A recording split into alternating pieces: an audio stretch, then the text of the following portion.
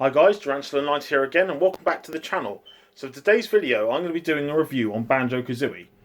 I've just finished this game and it's fair to say that I have mixed feelings about this game. So let's take a look.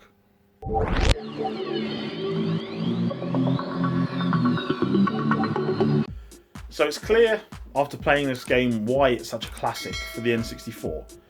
Amazing graphics, especially for its time when it was first on a release for the N64. The colours and just the characters, everything just made it feel like such a funny experience, especially like Banjo and Kazooie's relationship and Kazooie's relationship, like banter with every other character and stuff like that. It's definitely very cool, definitely very enjoyable. One of the many other things that I like about this game was just how it's simplistic in the sense that, you're only in this one kind of area. So each world, is just one area, but obviously has, a few different kind of little bits inside, and just so rather than being one big level that you have to explore like for so long, you just literally have this small world that you just, where all the collectibles are. You haven't got to backtrack for ages to get collectibles and stuff like that. And I found that quite simple, and I really enjoyed it that way. There are some things about this game that I didn't really like.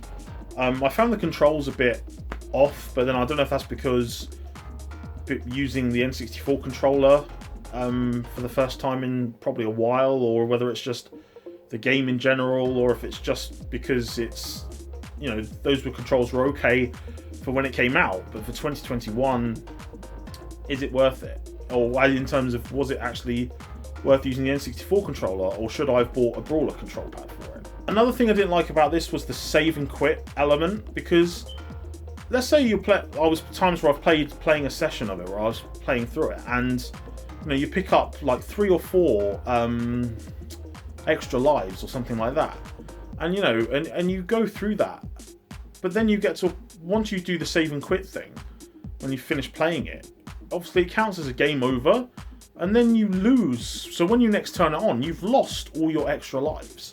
Like everything else you've collected or picked up that matters has been kept, but your extra lives haven't. So therefore you go back into the game with the standard 4 lives that you always start with, without all the extra lives. And it's like, well, what's the point in that? What's the point in having all these lives you can gain? Picking up those extra lives is obviously important. So why would you take that away when you do a save and quit? Like, why is it a game over because you're saving and quitting? Like, I don't remember playing the first Halo when you click save and quit and you go, oh my god, I've lost stuff.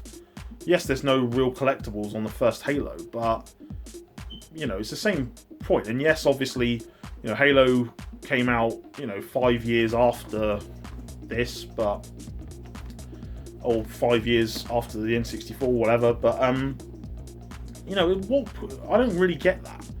Like, how does that make the game enjoyable when you kind of go, oh, I picked up this many extra lives. I mean, when I next play it, I'll have this many lives, and at least if I lose, then I won't lose, precious lives because you've got extra ones. So how does that make sense? One of my biggest problems that I had with this game, well, not problems, but I suppose maybe something of my own doing, I guess, kind of my own problem, was the end. So obviously you get to that point where you come face to face with Gruntilda, and you get onto that point where there's obviously you have to go through her game board. Now, I love the element where you can get the Joker cards where you can skip things, because that really came in handy. But obviously the amount of times I did it was attempted it was just basically on the basis that I was naive and I didn't pay as much attention throughout the game, I guess, because when it gets to the questions like, whose voice is this? And it's like, obviously, like I said about Captain Blubber's voice, etc. It's like, there's only certain voices you remember. But then, obviously it gives you the list of names that you could choose. obviously the list of options for who it could be. But it's like, you know, I never really paid attention much to their voices, or even their names. It was more about, you know, the text and what kind of you had to do for that character or with that character. So it got to the point where I was doing it playing the game board so many times, because in the end it just came down to memorizing the answers that I'd given, or memorizing the answers that I had given that were wrong, and obviously then just narrowing down the answer. And I did get to the end, and obviously I fought Gruntilda. Excuse me. It took a few attempts, just because it got to like just trying to work out each bit, which was quite easy when you stop to think about it, because obviously you're using every element to do it. Every element you kind of learn almost to actually defeat her. And then obviously that was good, but there's just the most annoying thing was the game board. And that even though I'd spoken to her sister throughout the game, you know, you kind of wonder, well, what does that even mean? You know, originally I thought it might have been like a cheat code or something. But it wasn't until you kind of play it do you realise, oh, that's actually what it was. That was actually what it was. You had to remember it. So, and even though my mind is very good at absorbing information, I really just didn't pay attention to it. And I really wish I had. So it probably would have made it a better gaming experience for me. You know, there were some frustrations, because it's like, if you lose in one of the worlds, obviously you go back to the beginning of the world, and obviously you have like a personal best for like the musical notes you collect. So it's like you end up having, so now you have to collect them again. And especially when it's like there are certain obstacles you have to kind of overcome, it's just become so repetitive if you can't do it right, etc.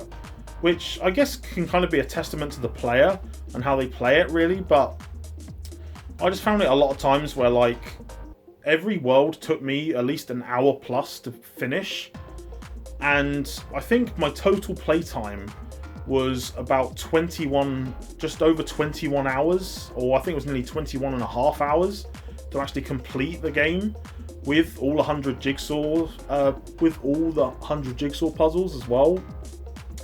So that was definitely a lot longer than I expected. Like, I wasn't expecting to play it for so long, but because I like played it once and I put it down when I first started playing it, I kind of got that same feeling I do with a lot of games, which is, you know, it felt like it overstayed its welcome because it's a short game and I should have completed it by now. But again, that's my problem, that I should have played it more, and I didn't, because for some reason I just wasn't playing games and I wasn't interested for some reason. And then that made it so I'm bored of the game when I've barely played it, if that makes sense.